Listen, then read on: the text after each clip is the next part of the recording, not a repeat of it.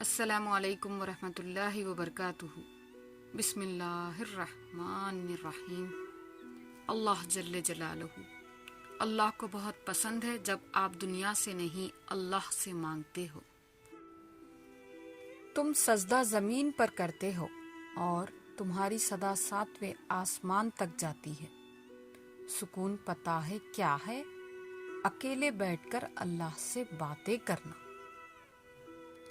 توبہ روح کا غسل ہے، جتنی بار کی جائے روح میں نکھار پیدا ہوتا ہے۔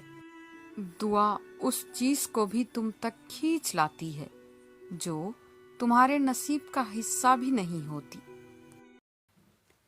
پریشان نہ ہوا کرو، اللہ ہے نا۔ رشتوں میں بھروسہ اور موبائل میں نیٹ ورک نہ ہو تو لوگ گیم کھیلنے لگتے ہیں۔ پریشان ہو؟ یقیناً تم نے نماز اور قرآن کو چھوڑ رکھا ہے۔ ہمیشہ بولنا نہیں پڑتا، تمہارے آنسو بھی اللہ سے باتیں کرتے ہیں۔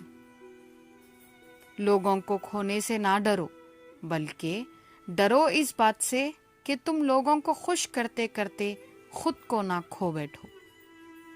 لوگ برا کہتے ہیں، کہنے دو، یہ سمجھو کہ تم نے ان کو سنا ہی نہیں۔ صرف قرآن پاک ہی وہ سچا دوست ہے جو خبر میں بھی آپ کا ساتھ دے گا۔ وہاں بیٹھ کر رونا بہت سکون دیتا ہے جہاں اللہ جل جلالہ کے سوا کوئی اور سننے والا نہ ہو۔